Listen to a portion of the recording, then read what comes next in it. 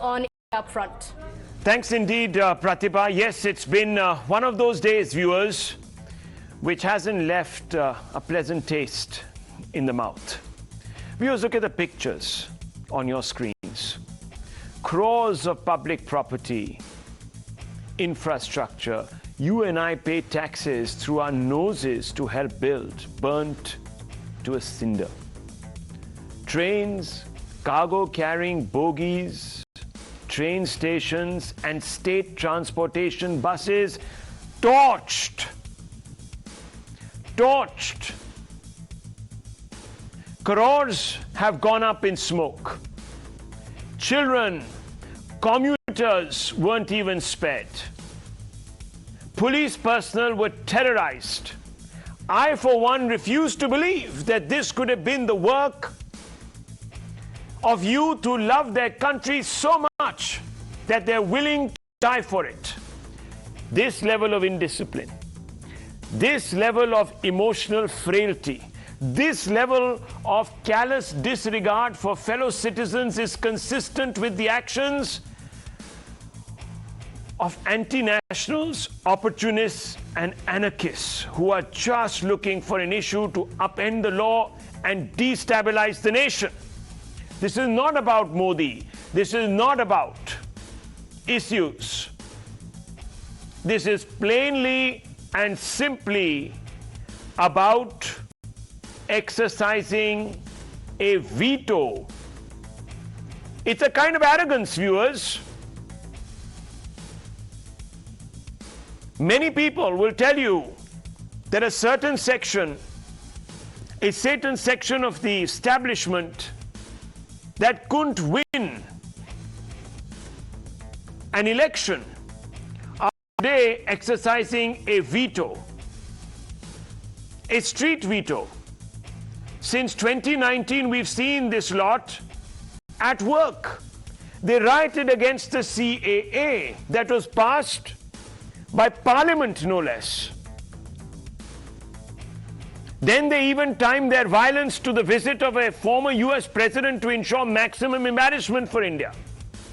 We've seen these people clamber like monkeys to supplant India's tricolour atop the Red Fort on Republic Day because they didn't want to.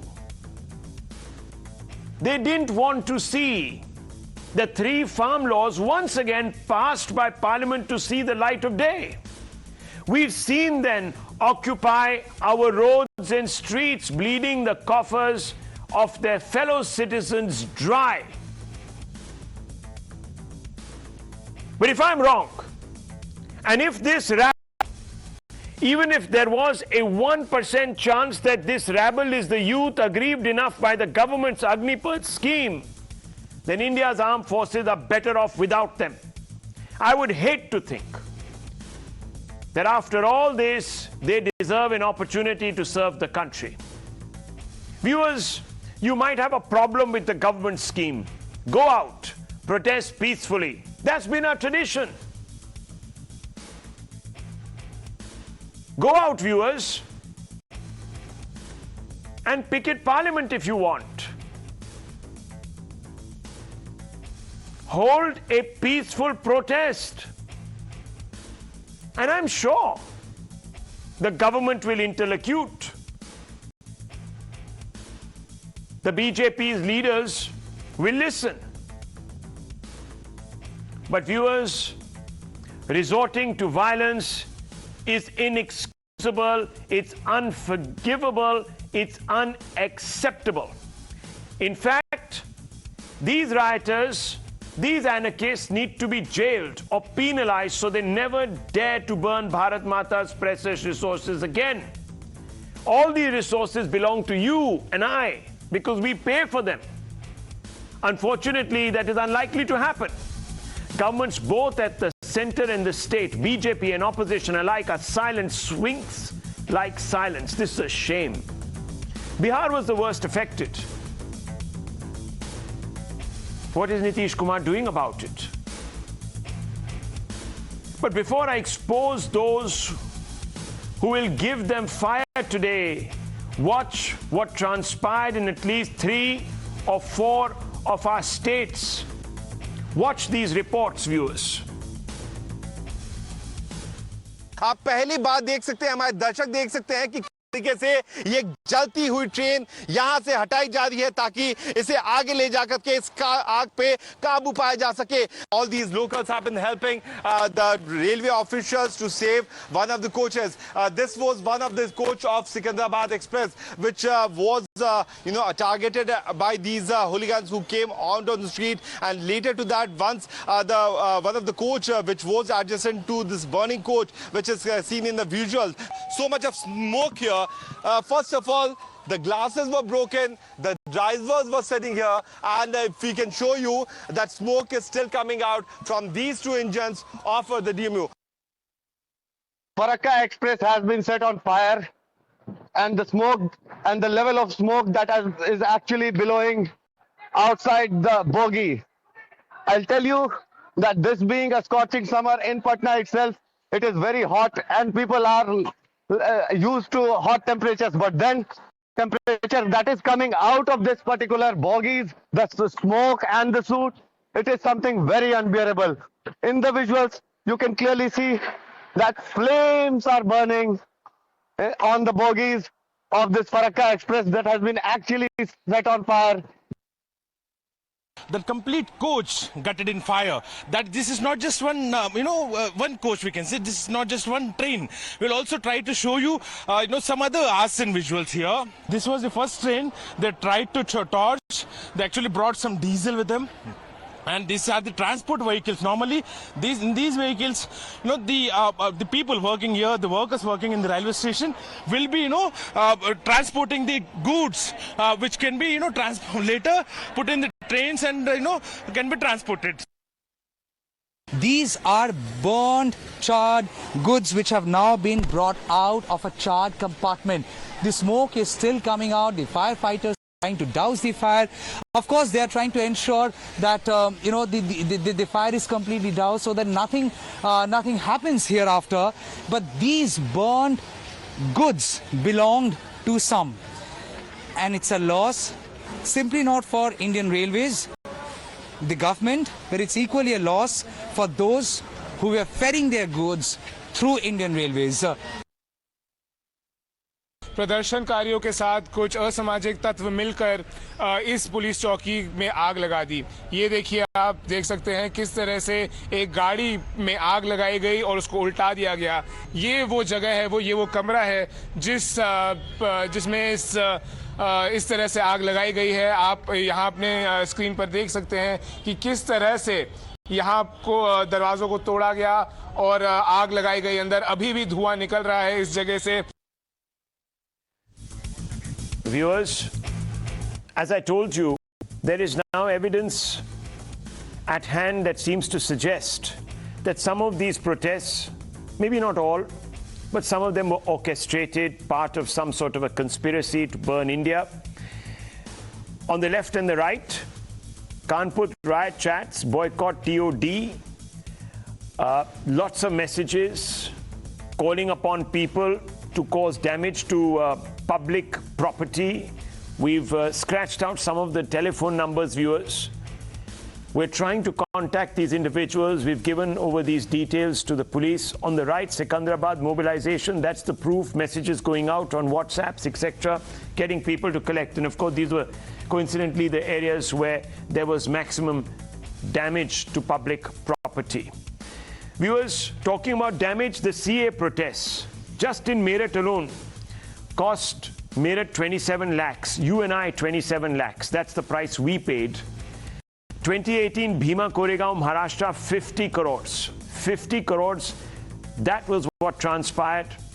Went on for a few days. 50 crores was the cost, it's conservative cost. 2017 Dera Sacha Soda, the arrest of Ram Rahim, 126 crores is what this mayhem cost. 2016, the Jat agitation, Haryana, 2,000 crores. 2015, Pattidar, Surat, Gujarat agitation, 16 crores. Very conservative numbers, viewers. CA, we all know, went into the occupation at Shaheen Bagh, went into 350, 400 crores, viewers. Conservative estimates, again. I want to open this up. Colonel Rajat Singh Rathore with us, Rajyavardhan Singh Rathore with us, Member of Parliament, former Minister, spokesperson, national spokesperson of the BJP, wears many hats, with us this evening. Colonel Rathore, I want to ask you a basic question. First of all, why does the government, the BJP, believe that this could not be the work of those that are Deshbhaks and want to join the forces, serve their country, salute the tricolour, wear the uniform?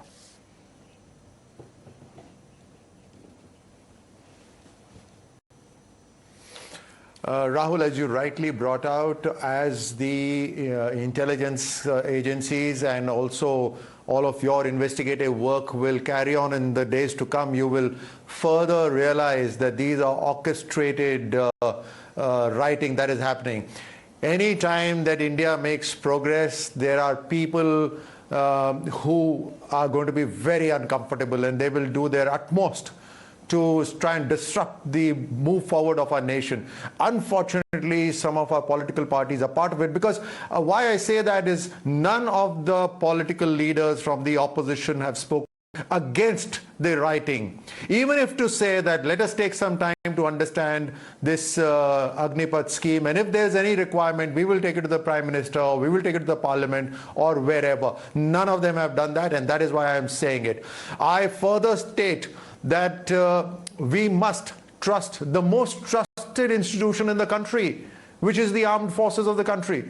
They have thought about this scheme for the last 2 years and have come up with this whole plan as to how not just the armed forces, which brings down the age from average 32 of a soldier to mid-20s, which is very critical for a fighting force. Mind you, fighting force.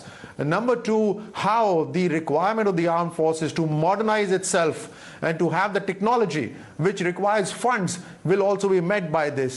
Number three, a very large number of youth who will be trained by the armed forces at a very young age would get an opportunity to then go into the CAPF, which is BSF, CRPF, the police forces, and also or become entrepreneurs where they get priority loans, etc. So in times to come, 10 years from now, you will have 4 to 5 Agniveers in every village of a nation. That will bring a remarkable change in the country. You and I have all been speaking sometime or the other that there should be conscription in the country, that everyone should go through armed forces training. Now today, when we have come close to that, look at what the opposition are doing. Aren't they part of growth of the nation? Okay, so Colonel Rathore giving us his reasons. Dr. Kakoli Ghosh Dastidar, Member of Parliament and spokesperson of the Trinamool Congress. Do you agree with Colonel Rathore? No, I don't agree with him.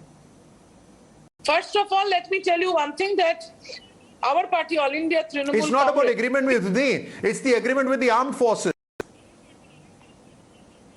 Will you let me speak?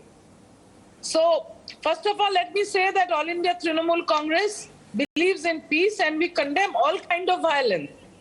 But isn't this intelligence failure? Government of India is a failure in every aspect. We've seen death after abrogation of 370. Even yesterday, some people have died. We've seen death after demonetization, where nearly 100 people died.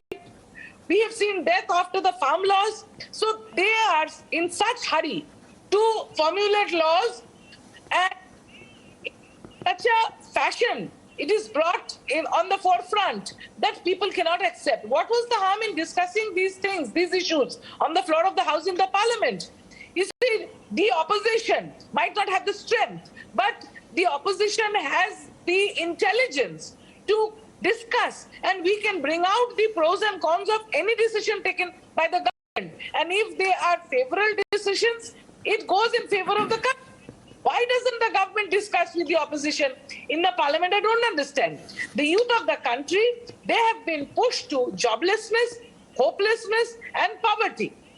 So when they are trying to bring a scheme in which there is a training for 6 months, I mean a hands-on for another 6 months, and after 3 years, they have to leave the job, then they cannot accept it. Because we look up to the defense forces in great awe. They are the people who save us from external aggression or war, and they protect our motherland. How can they be treated so shabbily that young people are taken into the force for training for 6 months and then they're left at large without giving them proper salary? This is like a contractual job. When they leave after 3 years, after training, they are going to be given only 11.7 lakhs. That is also, that money will be taken from their stipend or salary during those 4 years. This is not the right thing to do. And as far as the CAPF is concerned, Colonel Rathod was talking about the CAPF. Let me tell you, I have information of the government that there are more deaths due to non-combat causes in the CAPF than due to combat causes, because they are under depression, their food is not up to the standard, their salary is not up to the standard, the vacancies are not filled. Okay, but so Dr. Ghosh, suffering. Why do you want to add more people there? We've heard a lot of the arguments against this, and you might have a valid point. I don't know. I'm not technically qualified to talk about this, but let me just ask you the basic question, Dr. Ghosh.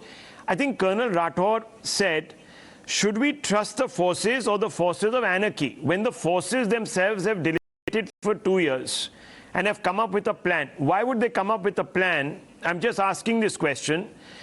That will see the forces being weakened if one was to believe the opposition. Why would they shoot themselves in the metaphorical foot? We did not discuss this because none of us, nobody in the sane mind would have discussed and agreed to a training of 6 months for our protecting forces. India is surrounded by nearly 22,000 kilometers of international border. Some of the border is in very hilly terrain, some of the border is in the run of Kutch, some of the border is in the waters, surrounded by the Arabian Sea, the Indian Ocean, everything. Yes, so but it is also true that some of the more powerful militaries in the world, especially the Chinese, they have a... Madam, 1 second, please. Let me just point out some facts to you. Whether it's the United States or the Chinese military, and the Chinese military, I'm only taking an example because the opposition continues to say and maintain that the Chinese are so effective at combat that they've taken over Indian territory. So they must be doing something right, according to you. And if they have the same scheme... I didn't say the Chinese have done well. No, I'm not in favor of that. Okay. Don't put words in my mouth. What I'm trying to tell you that we are proud of our army. We are proud of our... So let's get first to the basics. Since the spokesperson Karthik Reddy of the TRS is shaking his head from side to side vigorously, let's get to the basics. First of all, no, it's an important point, Karthik Reddy Saab. I want to ask you this question. Colonel Rathod referred to it. Yes, the government has perhaps given hope to these anarchists because threats and violence have led to rollbacks. The CA, NRC, farm laws are examples of that. Yes, I'll come to that question and I will ask the government that question. Colonel Rathod is here to answer that question. But I want to ask Mr. Karthik Reddy, and this is an important question that I want to frame to you. Do you believe that people who are aspiring to serve our country would resort to these scenes, would do this? They would be so emotionally frail, indisciplined, callous about not just the state's property, but the property of their fellow citizens who they're prepared to lay down their lives for in a few years. Do you believe this could be the case, Karthik Reddy? Are we to believe this? Hello, Rahul. I would not use those heavy words you just used. I would rather say the young men who came out onto the streets or who have vandalized, let me say they have vandalized government properties, the railways and few other places, they were aggrieved, hurt, and somehow felt cheated. I was hearing Colonel Rathod talking about, he was mentioning that most of these people who have come onto the street are not people who are not applicants of the Indian Army. But let me tell Mr. Rathod, today in Hyderabad, young man has lost his life. You can, no, I did not say that. They can play it again. I said nothing like this. Don't invent something, please. I said nothing like this. All right. Let me finish, Rathod. Let me finish, Mr. Rathod. Let me finish. So let me tell you what happened today. In Hyderabad, there was a police firing, and one young man has lost his life. And he has been an applicant in the armed forces who had waited for 2 years for the armed forces to conduct exams so that he can enroll in the army. Rahul, I've been noticing from the morning from many BJP spokesperson and very unfortunately few armed forces officials also trying to tell us and convince the nation that something good is happening. No, let's not patronize the nation. Let's not tell them we have introduced a scheme which has worked for us for so many years. We have taken it off and we've introduced a scheme where we're going to have a temporary adjustment of our cadets for 4 years. And then we're going to do it for every year. And that system is going to work. Please don't think the viewers and the people of this country do not understand what's going on. And let me remind you, aapko batana chahta hu, you know why all this started? Our Honorable Prime Minister, few days back, has said 10 lakh jobs will be filled up in the next 2 years. And the same BJP spokesperson from morning have been telling us that the army is not for jobs.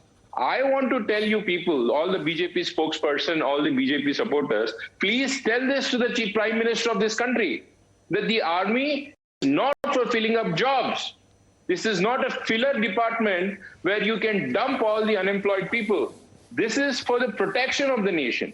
You need to employ people who really love or who can really serve this country for a long time. And I want to point it out today. There are 2 points. There's blatantly, we are against the vandalism. Yes. We are not for it.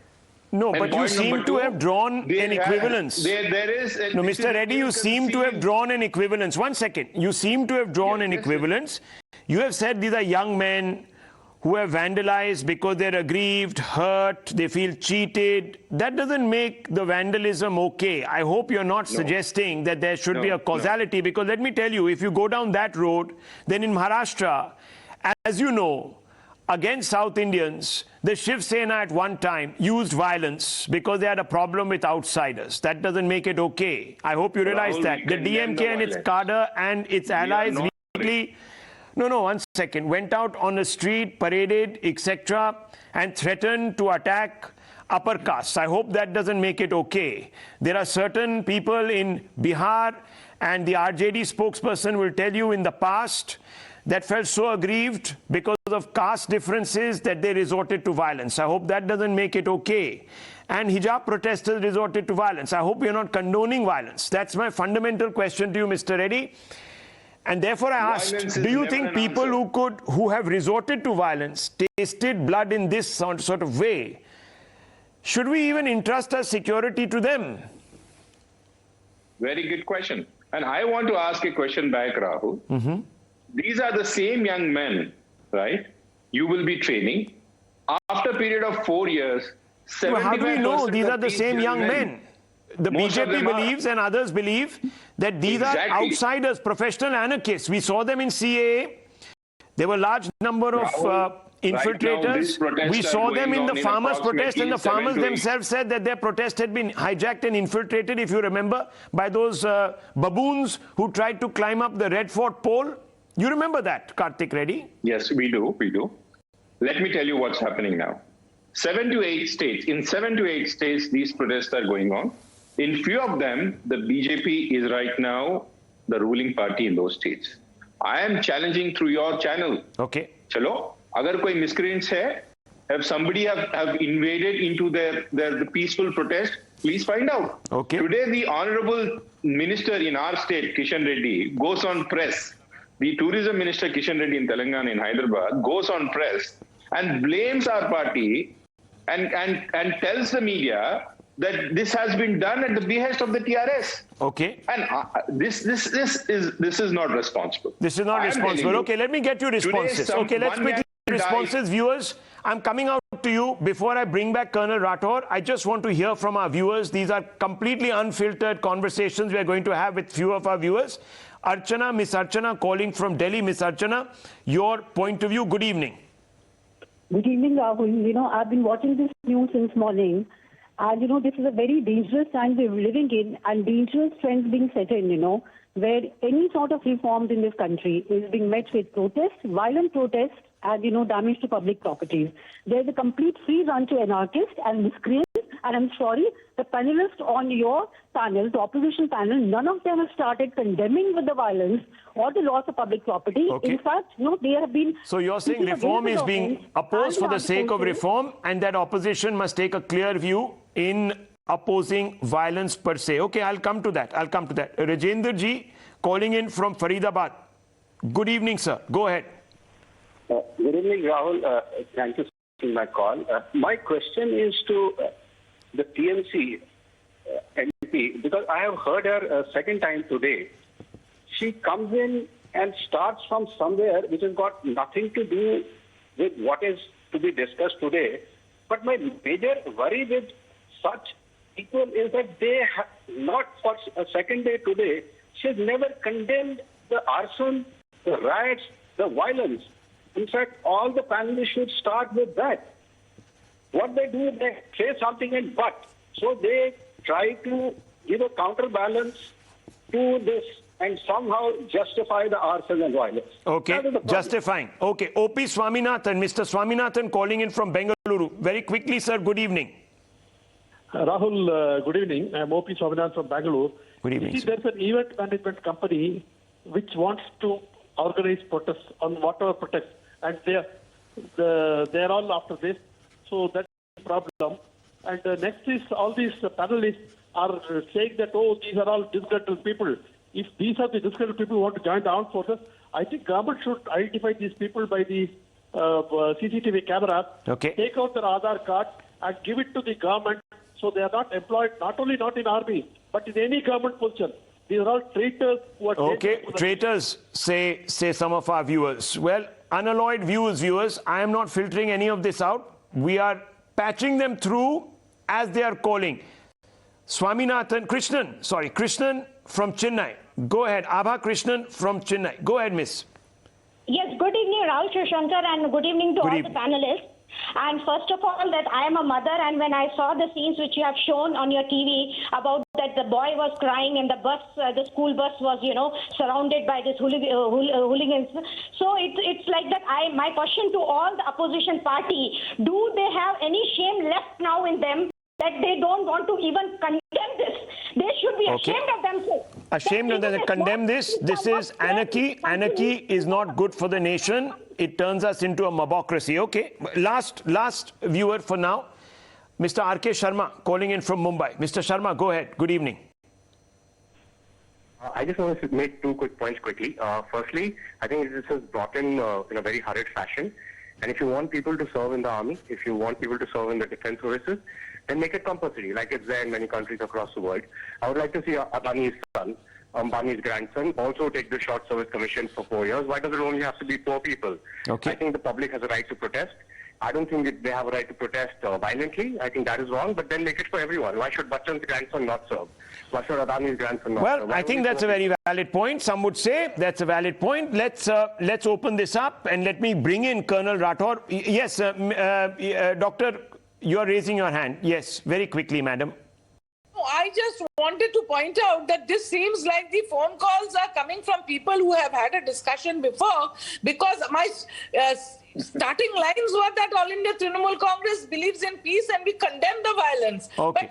But two of the people, they said that... Madam, don't see a conspiracy here. Let me tell you, political parties, whether it's the one in power or the one in opposition, are all seeing ghosts where none exist. I promise you, these are all unleavened calls. Even Mr. Sharma says that it is hurried. We could have easily, tamped out that if we were having an agenda. We don't have any agendas. We are just, this is their perception. Now, I'm sorry, ma'am, if the perception has hurt you or you feel that your voice has not been able to convince the panelists.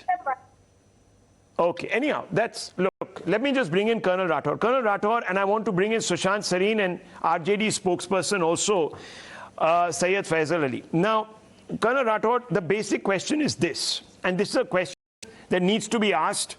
We have seen protests in the past. Are we going to see, like we have seen in the past, exemplary punishments after identifying properly and doing due diligence to those who are doing all of this? Will the bulldozer yogi model be applied? Questions are being asked of you. Many people are saying that you're selective when it comes to action, number one. Number two, are we going to see a rollback? We have seen rollbacks in the past, and some people are saying this is what is emboldening anarchists. They say that there is a weakness fundamentally, and if you do enough, you pressurize the Modi government enough, they will pull back. They pull back the 3 farm laws, CAs, dead in the water, not been notified the rules.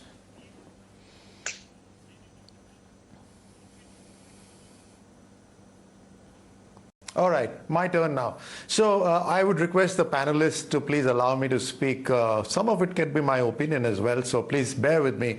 It's very interesting to hear the panelists actually. One of the panelists says, I'm proud of the army, right? I'm proud of the army, but I will not trust the scheme that has been taken out by the armed forces. So interesting.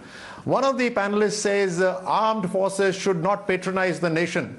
Well, you can go on mocking the armed forces. They will still smilingly protect you, and you can continue breathing in peace. The armed forces had the onus of reducing the age from the average age of a soldier from 32 to 35 and bring it down in the mid-20s. Now, it's very vital. This armed forces is not a decorational force. It is not for marching on the 26th January parade. It is for protecting the nation. It is the sword that cuts through the enemy and is the last wall between you and your enemy, so that you can continue mocking some of you, the very armed forces who protect you. So they had this important onus to reduce the age and make it fighting. A 35-year-old or 32-year-old is not old, but he will not risk. He will be averse to taking risk. And therefore, it is very important that we have a young, dynamic force that can throw themselves onto a volley of fire if the requirement is to protect the nation. Number one. Number two, the Indian Armed Forces has always been wanting to modernize itself. And how do you modernize when 50% of your budget is just going into salaries? Now, this is not just for the billing, but also it is modernizing, making the armed forces more effective. It is not about hand-to-hand combat always. Today, there's a technology when you can deliver a bomb, a missile, many 100 miles away. That technology requires funding, and therefore, they had to solve this problem as well. Plus, like one of the panelists said, oh, he's done the interview, now take him. Why? The armed forces must have the choice of selecting the best. So they have come up with a scheme wherein they take an individual, an Agniveer, train him for 4 years, and then find the best among them, 25% up to them, they retain them. That's the best of the best going to the armed forces. Would you not want it in your company? Would you not want it in your house? You would want it everywhere, but you're questioning the armed forces for doing that. And they're not just training and throwing out. They are training these people at an age where no one can train them as best. No one, mind you, can give them an exposure that the armed forces is giving. You can pay crores and crores of rupees, you will not get the exposure that the armed forces is giving you. But Colonel, they go out with that, with the stamp of the armed forces, having served in the armed forces, and also go out with a package. So, and then they go into let me ask you, Colonel, the police forces, or becoming an entrepreneur. To consider all of that. But quick answer, you haven't answered my basic question. The basic question is, will these people be identified? Are you sure you have the evidence to suggest that these are not the youth? Oh, yes, that they are anarchists? And most importantly, number 3, will this be rolled back eventually?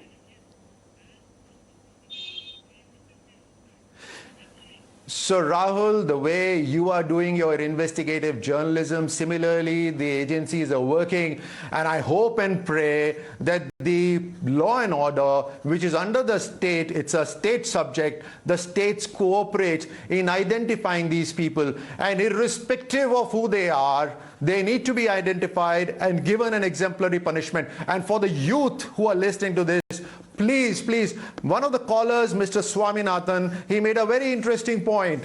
And mind you, it's just not your physical test, it's just not your written test. You are verified by the police before you join the armed forces. And if you get carried away right now and do anything which is illegal against the law and your name comes in that, even if you have a career that's great for you, you will not be able to join the armed forces or the CAPF or the police forces at all. So mind you, please keep that in mind. And Rahul, to answer you specifically, this is a scheme by the armed forces of the country. And armed forces of the country is being supported ably by the leadership and by the government of this nation. So in other words, I think that answers it completely. Okay, so if you roll back, then you also go against the armed forces. Okay, if that's what I take away from that response. Okay, Sushant Sareen, let me bring you in. You're a very senior and well-known analyst, defense analyst. First of all, do you find anything wrong with this scheme? And number two, what do you make of these individuals who are hitting the streets? Some of the political parties are saying that they're hitting the streets because they're angry. They have a right to do what they're doing in some senses. Rahul, I'm angry about so many things every day. Do I go out on the street and start burning the whole damn place down? Is there some limit to your anger, or is there no limit to your anger? The Constitution and the law gives you all the right to protest, but you have to protest peacefully. Unfortunately, that red line, and here I accuse every single government, whether state or center, of abdicating its responsibility, its fundamental responsibility to maintain law and order, and allowing these mobs to run amok, to create murder, mayhem, to terrorize people, innocent people, simply because of some imagined or perceptual grievance. It is not as though all the people protesting would have even gotten into the army. Probably 1% or less would have gotten into. If at all, the guys who are protesting, which I am seriously doubtful about, most of them is a mob which has been orchestrated. But even if some of those guys were to get into the army, it would only be a fraction. So for all of them to imagine as though some grave injustice has been done is utterly bizarre. It's crazy. So there is absolutely no justification, and frankly speaking, all the politicians sitting on your panel, I hold all of them equally guilty for abdicating their responsibility, including the BJP, which you very correctly said, they brought in the CAA, a very ideal in South Asia, Rahul. I know the kind of persecution which, non-Muslims have to go through in Bangladesh, in Pakistan, especially in Pakistan, and of course in Afghanistan. Now, if you make a provision to give some of those people, and again, there was a problem with the CAA, it had a cut-off limit. But if you gave persecuted minorities the right of citizenship, you pass a bill, you pass a law, and then you don't notify it. How unconscionable is that? Okay. Similarly with the farm laws, 25 years people have discussed it, you come, there's a lobby which comes and you roll it back. So I just hope this is a very necessary reform in the armed forces, and every time, Rahul, you bring in a very sweeping reform, there will be problems in it. I am not saying that this scheme is utterly perfect, it's a God-given scheme. That's certainly not my case. There will be a lot of questions, there will be a lot of unanswered issues which are going to crop up. As you go forward, you will realize that there are certain problems which are coming up, and you will have to fix that. You will have to take certain corrective measures, you will have to make some adjustments, you will have to tweak the scheme. And I see no problem in doing that. For example, one of the things which I have been thinking of is that after 4 years, would it not be nice that you have a separate, maybe a 6-month module or something, where some of these people who are coming out are given further training to go into the civil street. The guys who are not going to be absorbed into the army. Okay, well, perhaps the army will take care of that going forward. Okay, perhaps the well, government Mr. Sareen, let me tell you, in the next segment of this show, Colonel Rathore will debate with another military person, Lieutenant General Kamal Davar, who's a former Deputy Chief Integrated Defence Staff and former DG Defence Intelligence Agency. We will go into the nitty-gritties because not everyone in the force is on the same page. So we're going to try and find out why there are some who oppose either substantively or in part this particular reform. But for that, we'll just have to wait. Viewers, I just want to go across to Syed Faisal Ali, RJD National spokesperson, Mr. Ali. Thank you for being so patient. I want to ask you a question that Colonel Rajyavardhan Singh Rathore has posed. And he says, trust your forces. We are trusting them. What's your problem? Why can't you trust them? Bihar has seen the worst violence. What's the problem, sir? The people who are out there, even if they are, let's assume, aggrieved people, they want to join the same force that they don't trust. Isn't that a little absurd?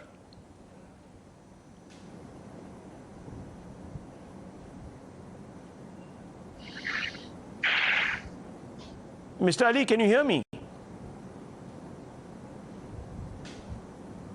I have just heard the first part of your question. Yeah, just anyway, answer let that. Me say, trust your forces. I'll start by saying that whatever is whatever is happening, Rahul, we should think in the broader perspective. We must condemn the violence. We must condemn the damage to the government and or public property. But at the same time, what I see, to me, what it appears is the sheer manifestation of frustration and anger of thousands and thousands of unemployed youth across the country. As far as Bihar is concerned, you're asking why it's large-scale violence in Bihar. Because there are two simple reasons. First of all, the unemployment rate in Bihar is roughly 16%, just the double of the national average. Secondly, 11% of the armed forces come from Bihar. Biharis are really passionate about joining armed forces. They are passionate about joining a bureaucracy. They are in a way look at the government for jobs. And what are they being offered? They are just being offered lollipops. So this is the reason they are frustrated. They are in anger. They have come on the street. But let me tell you, Rahul, one thing. This is not the first time that that India has erupted. This is not the first time in last 8 years that we are seeing such protest or violence. What happened when decolonization took place? Economists were confused, people were confused. Then what happened with the farm law? You tried to sell it that this is the best law for the farmers, but they never understood it. They said that no, we are opposed to it, and so they that's had all to debatable. roll it back. I'm coming back to you, sir, and I'm asking you, why don't you trust? You didn't answer my question. You gave me an explanation for the anger, but you're not telling me why don't you trust your army? They have come up with this scheme. For quite long. Let me finish my. No, I will come to that point, but let me make my point. The problem with this government is that when they are coming up with any new scheme or with any new legislation, they are just trying to bulldoze it. Because bulldozing has become the new catchword or new selling point of the or new USP of this government. They have bulldozed the legislation in the parliament. They have bulldozed everything in the on the street, and now they are trying to bulldoze this new scheme in the army recruitment. We trust our army. We trust our recruitment policy. But tell me one thing, Rahul. I'm questioning these learned panelists who are very talking about so many things and nitty-gritties of the employment process. People on the streets, they are going to be recruited as Jawans. They are not concerned with these nuances. They simply want job, and they simply want stability of job, which they are not being offered. So that is why there are a lot of confusion, and this confusion. So you're making it suggest that people only want to join and serve the country because it's a job. Is that what you're suggesting here? Because that's precisely what General. They are passionate. No, I'll tell you, General Rawat told me that we cannot treat the army as some employment exchange bureau. It would be wrong to do so. You fight for your country because you love your country. No. You cannot create two parallel armies. Okay. One army segment will have long-term service, and the other army segments but will you have that only still 4 years of job. But that happens even now. Create number one army and number two army. Okay, let me 1 second. But I asked you a basic question, Faisal Saab. I asked you a basic question. Why wouldn't you trust your army to make the right decision, your forces to make the right decision? That question you've not answered. Because there is a trust deficit with the government. But the government is not the army. The year has proved to be a Jumla government. Okay. Whatever they have talked about, they never fulfilled those promises. But sir, the army, are you saying that the army would defer to governments? That would be in India's history a first. No. No. We don't have a situation where the army kowtows to the government. I'm really surprised to see. No. Are you questioning the integrity of the forces? See, at the end of the day, you cannot. No, please don't create the question. Please don't try to derail it. What I'm saying that there is a huge deficit of trust between the government and the people. The government has failed to convince people. Okay, you have to convince people. Not in a position Colonel to convince that Rathod, this should the BJP have been more? People. Should have been more consultative? Yes, of course. Should it have done an outreach? Very quick question to you before I move on to the next segment. They should not bulldoze things. Okay, don't bulldoze. Rahul, when it involves something that needs to be modified in terms of a policy within the armed forces, the discussions are within the armed forces, with the experts, and obviously they would have studied all the armed forces around. They also have the data of various years of recruitment, the number of years that the Jawan serves and goes, the sort of training. Everything has been considered for 2 years, and then they've come up with this team. So all of that has already been done. Should you have consulted the political class, Colonel Rathod? Should you have consulted the political class? That's what the opposition is saying. Why keep it a secret? Bring it to Parliament. You could have had a discussion. Just Rahul, I would like to say one very thing. quickly, Colonel, please.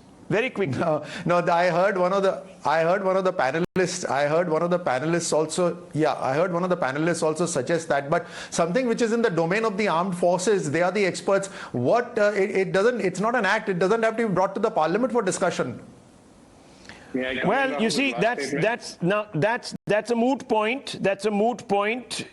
That's true. That's the moot point. Well, viewers, look, I'm not going to color this with my view. All I'm going to say is, I hope that all the parties in the opposition, when it comes to punishing some of these miscreants who've laid waste to huge amounts of infrastructure and crores of it, will support that. I hope they will then say that you shouldn't be cracking down on these people, because that is also politics. That should not happen.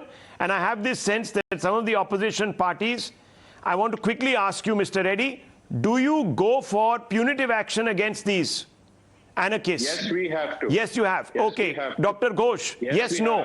Punitive action, should they be punished? Yes, no. Arsonists have to be punished. Have to be punished. Mr. Ali, have to be punished? Yes or no? Mr. Ali, yes, no. Yeah, they have to be punished. Okay, they have to be punished. The way the protesters are being punished no buts. We need to punish, we need to identify. So these individuals who don't represent the ethos of this country don't land up in our military. I want to move on, please.